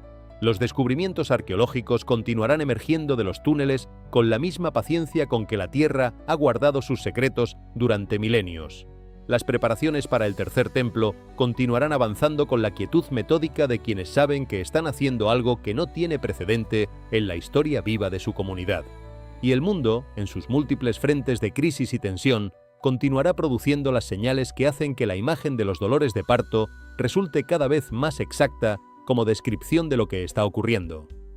Para quienes observan todo esto desde la fe, la respuesta no es encerrarse en el miedo ni en la especulación sin límite. Es lo que siempre ha sido la respuesta correcta en los momentos en que la historia se acelera y las señales se multiplican. Orar, confiar, permanecer, amar, ser, en el propio entorno cotidiano, la clase de persona que el mundo necesita ver cuando todo lo que parecía estable se vuelve incierto. Porque esa es, al final, la única preparación que tiene valor real frente a cualquier cosa que esté viniendo. No el acopio de información sobre señales proféticas, sino el tipo de persona en que nos estamos convirtiendo mientras esperamos. Y si hay una cosa que Jerusalén, con toda su historia y toda su profecía y todos sus eventos inexplicables, le ha dicho al mundo de manera consistente a través de los siglos, es esta: que esperar aquí no es pasivo, que esta ciudad es el escenario de la historia más grande que se ha escrito, y que esa historia todavía no ha llegado a su último capítulo, y que los que estamos vivos en este momento, con acceso a estas imágenes y estos eventos y estas señales, somos parte de esa historia de maneras que quizás no comprendamos completamente hasta que el tiempo nos dé la perspectiva necesaria para verlas. Mientras tanto, la oración. Mientras tanto, la esperanza. Mientras tanto, Jerusalén. Hay algo en la dinámica de esta ciudad que los que la conocen bien describen con una palabra que no siempre encuentra traducción perfecta en otros idiomas: gravedad. No en el sentido físico del término, aunque el suelo de Jerusalén tiene literalmente más capas de historia sobre él que casi cualquier otro punto de la tierra, sino en el sentido espiritual, la sensación de que aquí, más que en ningún otro lugar, las decisiones importan de una manera diferente, que las palabras que se pronuncian aquí resuenan de una manera diferente, que las oraciones que se elevan desde aquí cargan un peso específico que la tradición de milenios ha construido alrededor de este espacio y de este suelo. Los trabajadores que encontraron la sangre en los túneles no habrán olvidado ese momento fácilmente. La mayoría de las personas que trabajan en restauración arqueológica en Jerusalén han desarrollado una especie de armadura profesional frente a lo que encuentran, una capacidad de mirar objetos y espacios cargados de historia sin sucumbir a la emoción que esos objetos podrían producir en alguien que los viera por primera vez. Es la armadura necesaria para hacer el trabajo con precisión y sin contaminarlo con reacciones subjetivas. Pero incluso los más experimentados de ese grupo, según los testimonios que circularon, se detuvieron. Se quedaron en silencio. No por protocolo, sino porque algo en aquel espacio hizo que la armadura profesional no alcanzara. Eso no es un dato menor. Es, quizás, el dato más significativo de todo el relato de esa cámara. Porque lo que logra penetrar la armadura de los profesionales, lo que produce silencio involuntario en personas entrenadas para no producir silencio involuntario, nos dice algo sobre la naturaleza de lo que estaba en esas paredes, sobre el tipo de presencia que había en aquel espacio, independientemente de lo que la sangre resultara ser a nivel biológico o arqueológico. Los equipos que excavaron los objetos de la tierra fracturada cerca del Monte de los Olivos vivieron una experiencia similar, pero diferente. Para ellos, el asombro no vino del primer vistazo, sino de lo que fue emergiendo poco a poco. Primero el destello del oro entre el polvo, luego la forma del anillo, luego la espada, luego los recipientes. Un descubrimiento que se desplegó en capas, que fue revelando su propia complejidad a medida que los objetos se limpiaban y se identificaban y se ponían en contexto entre sí. Y fue precisamente esa relación entre ellos, el hecho de que una espada y unos recipientes sagrados compartieran el mismo entierro deliberado, lo que transformó el hallazgo de una colección de objetos en un misterio con dimensiones que los objetos individuales por sí solos no habrían tenido. ¿Quién enterró juntos un arma de guerra y recipientes de culto? La pregunta no tiene respuesta definitiva con la información disponible, pero las posibilidades que abre son todas igualmente sugestivas. Si fue un sacerdote huyendo de alguna invasión, eso habla de alguien que en el momento de mayor peligro para su propia vida decidió cargar consigo los objetos del culto y protegerlos, que consideró que preservar esos objetos era tan urgente como preservar su propia existencia, que la continuidad del culto importaba más que la comodidad del escape, y que la espada que cargaba no era una contradicción con su vocación sacerdotal, sino una herramienta de protección de lo que esa vocación hacía sagrado. Esa imagen, un sacerdote huyendo con una espada y con los objetos del templo, dice algo sobre el tipo de dedicación que este lugar ha producido en quienes lo han habitado y amado a lo largo de la historia. Si los objetos estaban conectados a los defensores de Jerusalén antes de la destrucción del año 70 d.C., eso habla de personas que sabían que la ciudad estaba a punto de caer, que entendían que el templo iba a ser destruido y que eligieron esconder lo que podían esconder con la esperanza de que un día alguien regresara a recuperarlo, con la esperanza de que la destrucción no fuera permanente. con la fe de que lo que estaban enterrando no estaba siendo enterrado para siempre, sino preservado para un futuro que ellos no vivirían para ver. Esa clase de fe, la que esconde el grano en tierra que parece maldita porque cree que algún día volverá a brotar, es la clase de fe que la historia de Jerusalén ha producido repetidamente en sus habitantes a través de las generaciones más oscuras. Y ahora, casi 2000 años después, el grano que enterraron está volviendo a la superficie, no en el sentido metafórico únicamente, en el sentido literal de objetos físicos emergiendo del suelo que los conservó durante todo ese tiempo. La tierra de Jerusalén guardó lo que sus habitantes le confiaron, y la tierra de Jerusalén está devolviendo lo que guardó en el momento que ninguno de ellos podía haber predicho con precisión, pero que sus propios actos de fe presupusieron. La formación de alas en el cielo sobre la plaza del muro occidental llegó, desde la perspectiva de la fe, como la respuesta visual a las oraciones que miles de personas elevaban en ese momento.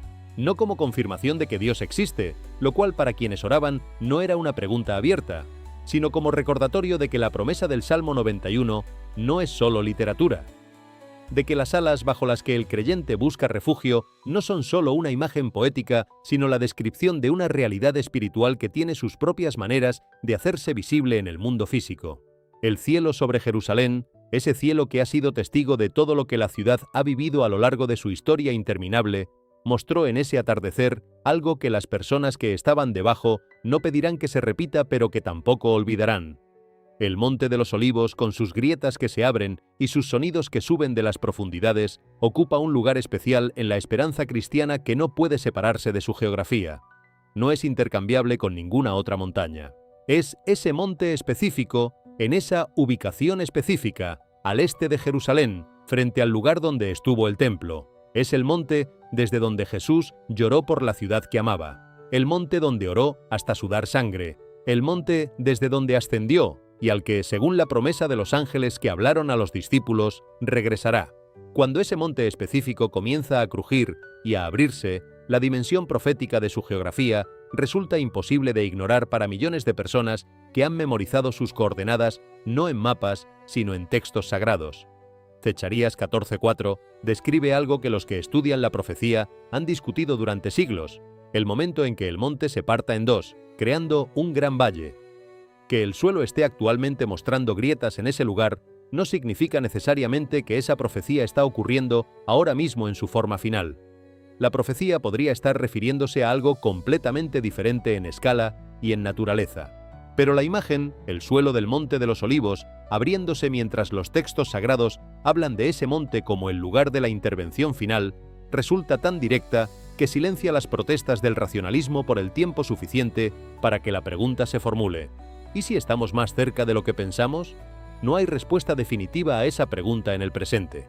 Y quizás esa sea la condición necesaria de toda señal genuina, que no pueda ser captada con certeza absoluta, que deje espacio para la fe al mismo tiempo que para la duda, que invite a elegir en lugar de forzar a concluir. Las señales que no dejan espacio para la duda no producen fe, producen certeza comprobable, que es diferente. La fe opera en el espacio entre la señal y la certeza, en el margen donde la persona debe decidir cómo va a responder a lo que está viendo sin tener la garantía de que su interpretación sea correcta. Y esa decisión, la de cómo responder a las señales que rodean a Jerusalén en este momento, es la decisión que millones de personas están tomando sin quizás darse cuenta de que la están tomando. La persona que ve el video del anillo oscuro sobre la ciudad y lo descarta como un fenómeno atmosférico raro, está tomando una decisión. La persona que ve el mismo video y decide orar más ese día, está tomando una decisión diferente. Ninguna de las dos puede probar que su decisión es la correcta con los datos disponibles, pero una de ellas ha elegido que en caso de duda, es mejor orientarse hacia algo más grande que la duda, que el margen de incertidumbre es mejor llenarlo con oración que con indiferencia. La crisis del agua en San Diego, ese problema de infraestructura que se fue acumulando durante años de negligencia y que terminó vertiéndose literalmente hacia el océano, es un recordatorio de que las crisis no siempre llegan de manera dramática y súbita. Muchas de las más devastadoras llegan de manera gradual, invisible, silenciosa.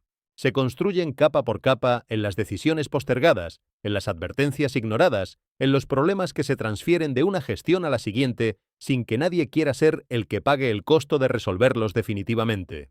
Y cuando finalmente explotan, siempre hay quienes dicen que fue de repente, que nadie podía haberlo previsto, aunque los registros demuestren que había señales durante años que nadie eligió ver. La espiritualidad también funciona así. Las crisis espirituales que producen los momentos más oscuros en la vida de una persona rara vez llegan sin señales previas. Llegan después de años de decisiones pequeñas que se acumularon en una dirección. Después de voces ignoradas, de advertencias internas que el ruido de la vida cotidiana fue ahogando de manera progresiva. Después de que el margen entre donde uno está y donde debería estar se fue ensanchando sin que ningún evento dramático marcara la diferencia. Solo la acumulación silenciosa de días ordinarios en los que se eligió algo diferente de lo que el corazón sabía que debería haberse elegido. Las señales de Jerusalén son una invitación a prestar atención antes de que la crisis llegue, a ver lo que ya está visible antes de que se vuelva imposible de ignorar, a tomar las decisiones que el miedo ha venido postergando, a hacer las conversaciones que la comodidad ha venido evitando, a comprometerse con las cosas que el corazón sabe que importan antes de que las circunstancias externas fuercen el compromiso de una manera que ya no será posible elegir con libertad. Eso es lo que la fe, en su mejor versión, ha ofrecido siempre a las personas que la aceptan. No la certeza de que todo irá bien en el sentido en que el mundo define ese bien, sino la capacidad de vivir con plena atención y plena intención en medio de la incertidumbre. La capacidad de mirar las señales sin paralizarse, de escuchar los sonidos que vienen de las profundidades sin perder la paz, de ver el suelo agrietarse y seguir orando, de encontrar sangre en las paredes de una cámara oscura y elegir, en lugar del pánico, la esperanza, porque eso es lo que hace Jerusalén con quienes la toman en serio. No los protege del miedo, los entrena para el miedo, los forma en la clase de fe que puede sostener el peso de lo que no tiene explicación sencilla, que puede vivir en la tensión entre la señal y el cumplimiento sin colapsar en la ansiedad ni en la indiferencia.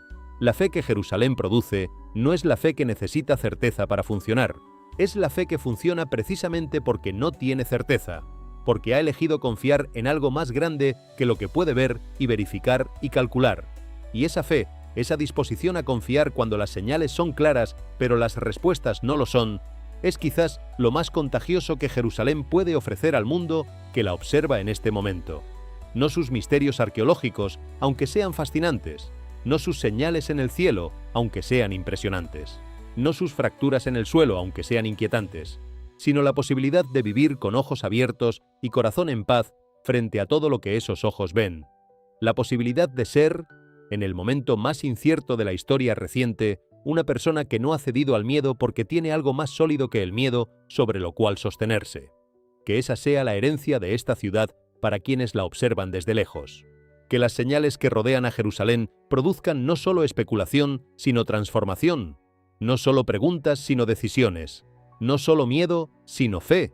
Porque al final, cuando todo lo que puede temblar haya temblado, lo único que permanecerá es lo que no puede ser sacudido. Y construir la vida sobre esa base, mientras hay tiempo de hacerlo, es la invitación más urgente que cualquier señal de Jerusalén puede comunicar. Cada generación que ha vivido en momentos de grandes convulsiones ha tenido que aprender la misma lección de maneras diferentes. Las personas que vivieron la caída del Imperio Romano no podían imaginar que lo que habían conocido toda su vida pudiera desmoronarse así. Las personas que sobrevivieron las dos guerras mundiales del siglo XX describieron una y otra vez la sensación de que el mundo que habían conocido había desaparecido para siempre y que lo que emergería del otro lado era completamente incierto. Y sin embargo, en cada uno de esos momentos hubo personas que encontraron la manera de mantener su centro, de continuar creyendo, de continuar amando, de continuar construyendo incluso cuando el suelo bajo sus pies era todo menos estable. No porque fueran superhéroes espirituales inmunes al miedo, sino porque habían encontrado algo que les daba un punto de referencia que ninguna circunstancia exterior podía quitarles.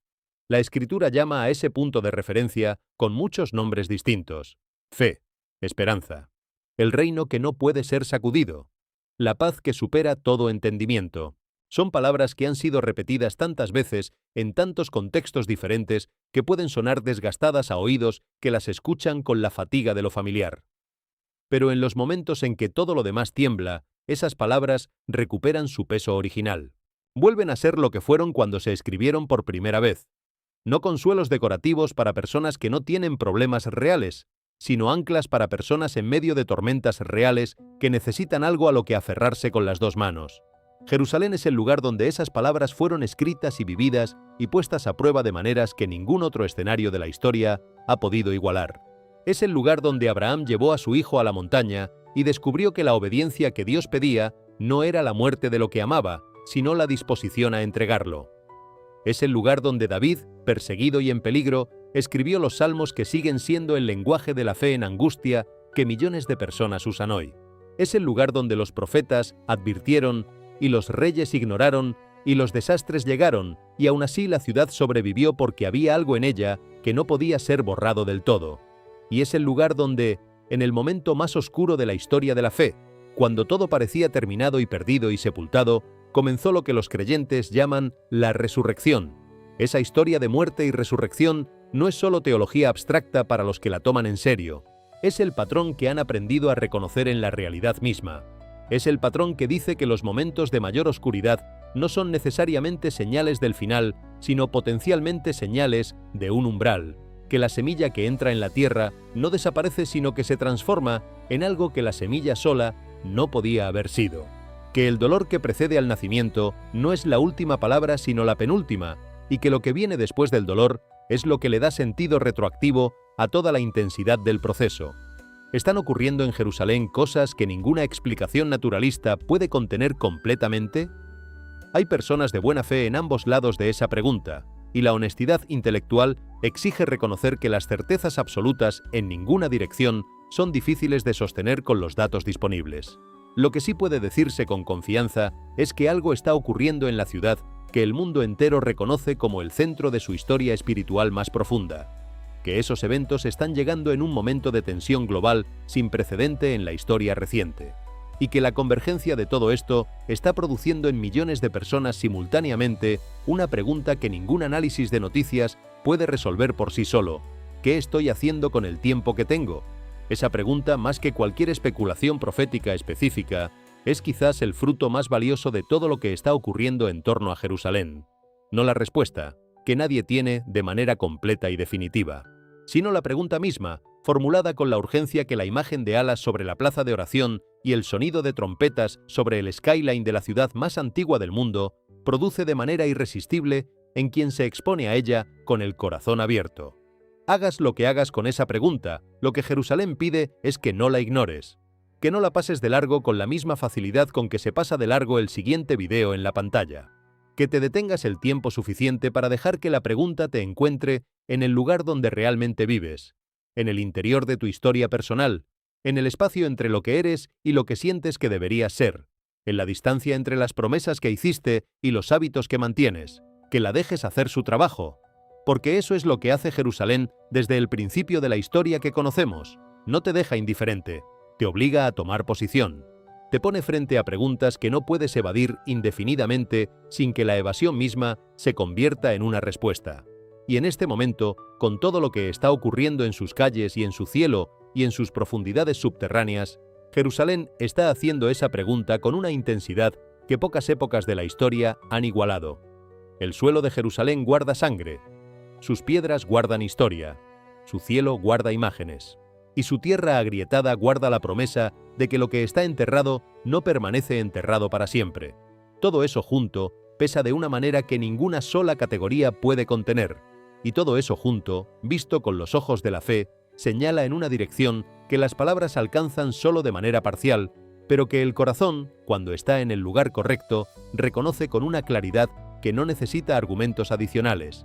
Que esa claridad sea tuya hoy, que la ciudad que tiembla no te produzca solo miedo, sino también fe, que las señales que no tienen explicación fácil te inviten no al pánico, sino a la oración, y que la próxima vez que mires hacia el cielo, donde sea que estés, lo hagas con la expectativa de alguien que sabe que el cielo no es solo un límite, sino también un horizonte desde el cual algo se está acercando.